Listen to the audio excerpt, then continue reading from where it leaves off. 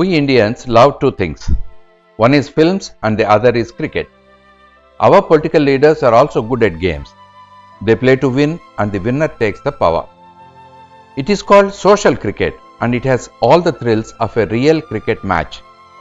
But unfortunately, whoever is the winner, the ultimate losers are the people.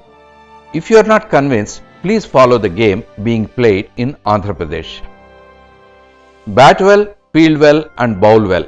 This is the best advice anyone can give to a cricket team. Similarly, there is a simple winning formula in politics and it is divide and rule. This is an age-old formula practiced by rulers for many centuries, but the present-day politicians have developed it into an art and they are still succeeding. You are made aware of this again and again. My name is Surendra. I am a doctor by profession, journalist by choice, and filmmaking is my passion. I went to Golconda Fort in Hyderabad for a photo walk and I bring you my experience. First, let me give you a brief outline of the fort. This fort has a history of 500 years and was built by Qutub Shahi Sultans. It is famous for the diamond mines. Earlier, this area was ruled by Kakatiyas and afterwards by Bahmani Sultans. Qutub Shahi Sultans are from Persia and they established Golconda state and declared independence after the collapse of Bahmani Sultans. This fort was their seat of power for 170 years. It has the king's palace, the queen's quarters, darbar halls, offices, armory and jails. There are so many stories about this fort that made history and these walls are a mute witness for all that happened here.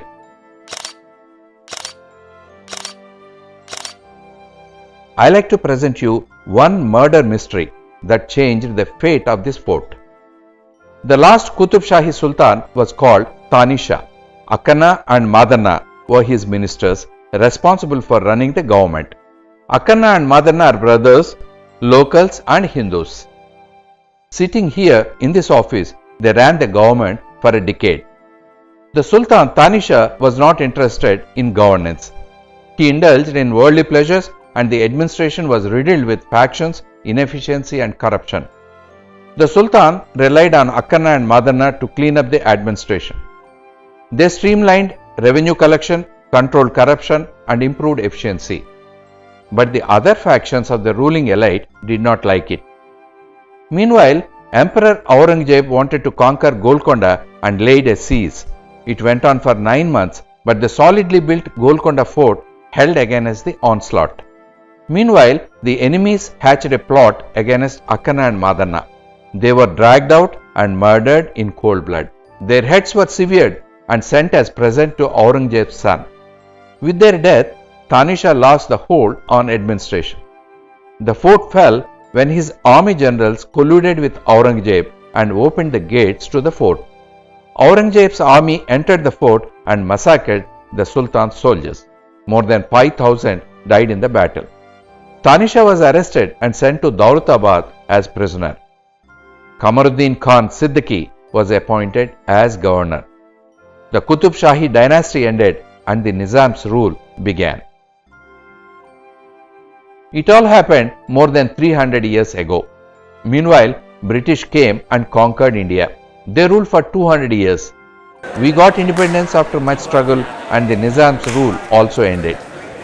In spite of all this history, two things have not changed.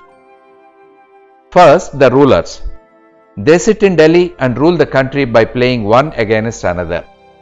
They divide people by caste, religion and region.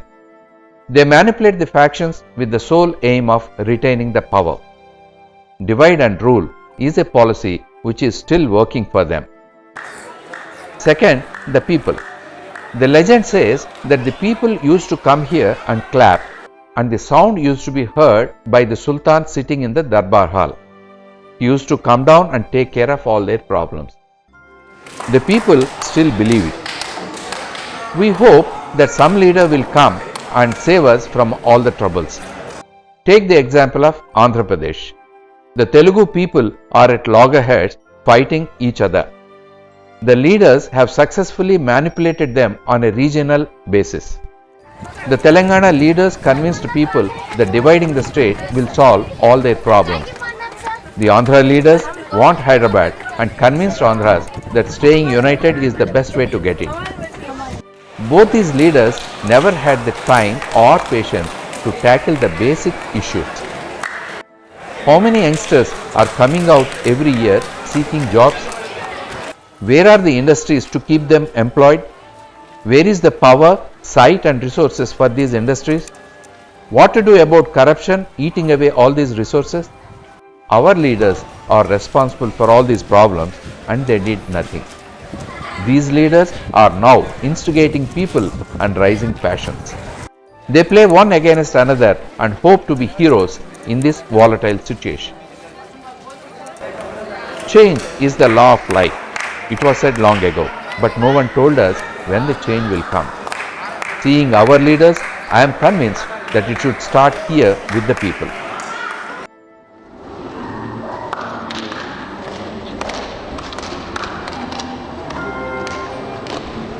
Thanks for viewing this, and I will present the next highlights of social cricket very soon.